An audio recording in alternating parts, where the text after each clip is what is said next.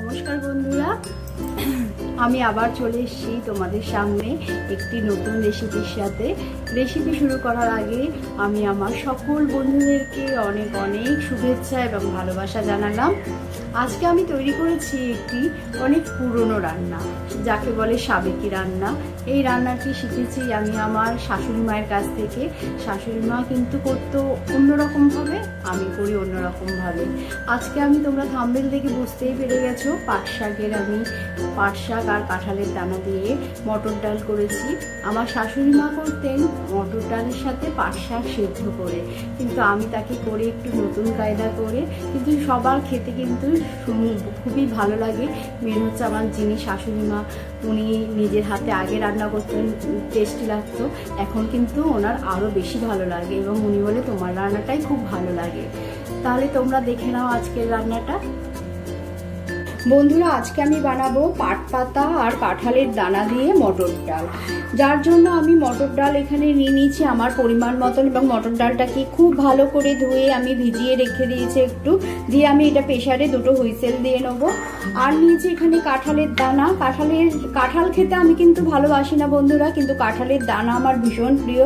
সেই কাঁঠালের দানা যতক্ষণ থাকে আমার, ততক্ষণ আমি নানা রকম রেসিপি তৈরি করি কাঁঠালের দানা দিয়ে। আর নিয়েছি পাট পাতা। পাট শাকের ডাল যেহেতু, সেহেতু পাট পাতা তো লাগবেই।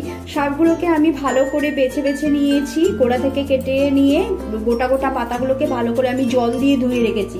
শাক খাওয়া ভালো, কিন্তু শাকের মধ্যে বন্ধুরা প্রচুর নোংরা থাকে, সেই জন্য একটু জল দিয়ে যদি ভিজিয়ে রাখা হয়, জলের তলায় প্রচুর নোংরা পড়ে, সেই জন্য আমি জল দিয়ে ভিজিয়ে রেখেছি। এবার ভালো করে ধুয়ে আমি কেটে নেব। আর নিয়েছি আমি প্রায় 8-10 কোয়া রসুন নিয়েছি, আর দুটো কাঁচা লঙ্কা নিয়েছি। তাহলে দেখতে থাকো আমার রেসিপিটা। দেখো বন্ধুরা, আমি ডালটাকে প্রেসারে নিয়ে নিয়েছি। এবার এর মধ্যে দিয়ে দেবো অল্প একদম একটুখানি নুন, দিয়ে আমি প্রেসার কুক করে নেবো, দুটো হুইসেল দেবো। দেখো বন্ধুরা, আমি বসিয়ে দিয়েছি ডালটা। এই ফাঁকে আমি কি করব, শাকগুলোকে ভালো করে ধুয়ে কেটে নেব। দেখো বন্ধুরা, দুটো হুইসেল পড়ে গেছে। এবার আমি ডালটাকে নামিয়ে দেবো।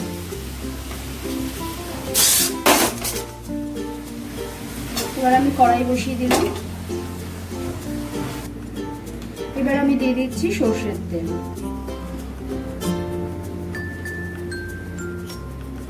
দেখো তেলটা গরম হয়ে গেছে। এবার আমি দুটো শুকনো লঙ্কা ফোড়ন দিলাম, আর দিয়ে দেবো একটু কালো জিরে।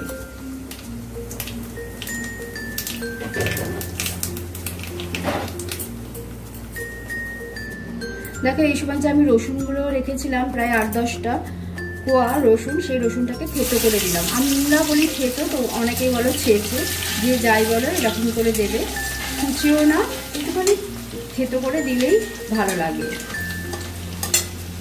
রসুনটা একটু ভালো করে ভাজা হবে। দেখো রসুনটাকে আমি পুরো একদম লাল লাল করে ভেজে নিলাম, যাতে কাঁচা গন্ধ না থাকে। এবারে আমি যে কাঁঠালের দানাগুলো রেখেছিলাম, সেই দানাগুলোকে দিয়ে দিলাম। কাঁঠালের দানাগুলো প্রায় 1 মিনিটের মতন একটু নাড়াচাড়া করে নিলাম, নিয়ে এবার দিয়ে দেবো আমি পরিমাণ মতন হলুদ, আর দিয়ে দেবো লঙ্কা, কাঁচা লঙ্কা বাটা দিচ্ছি একটুখানি, আর দিয়ে দেবো এই দুটো কাঁচা লঙ্কাকে আমি চিড়ে পরে দেবো।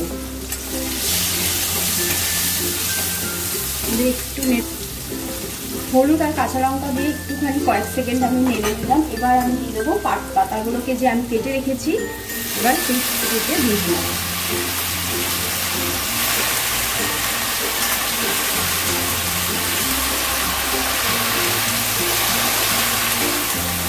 এবার দেখো বন্ধুরা, পাট পাতাগুলো তেলের সাথে ভালো করে একটু ভাজা ভাজা করে দেবো।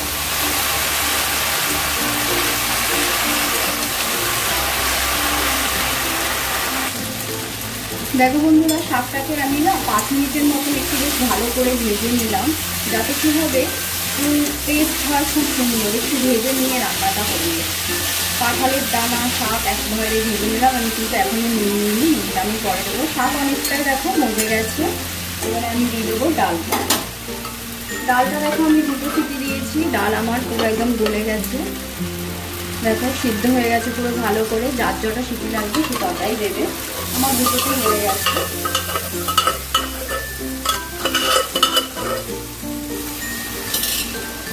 এবার ডালটা দিয়ে আমি ভালো করে আরেকটু নাড়াচাড়া করব। গ্যাসের আঁচটাকে কিন্তু আবার বাড়িয়ে দিলাম।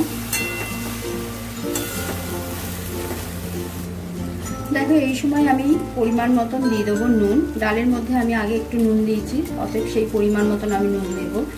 এই ডালটা ভাত রুটি সব কিছুর সাথেই ভালো লাগে বন্ধুরা।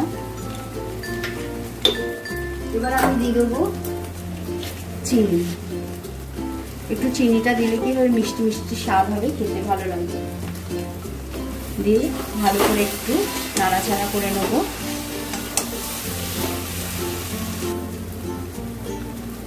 দেখো আমি নুন চিনি দিয়েও ভালো করে একটু নাড়াচাড়া করে নিলাম। এবারে আমি একটু গরম জল করে নিয়েছি, সেই জলটাকে দিয়ে দেবো। অবশ্যই গরম জল দেবে, মানে ঠান্ডা জল দিলে না স্বাদ বৃদ্ধি পায় না, গরম জলটা দিলে স্বাদ আরও বেড়ে যাবে। এটা একটু মাখা মাখা হবে, তো অতএব বেশি আমি জল দেব না। দিয়ে ভালো করে ফুটতে দেবো।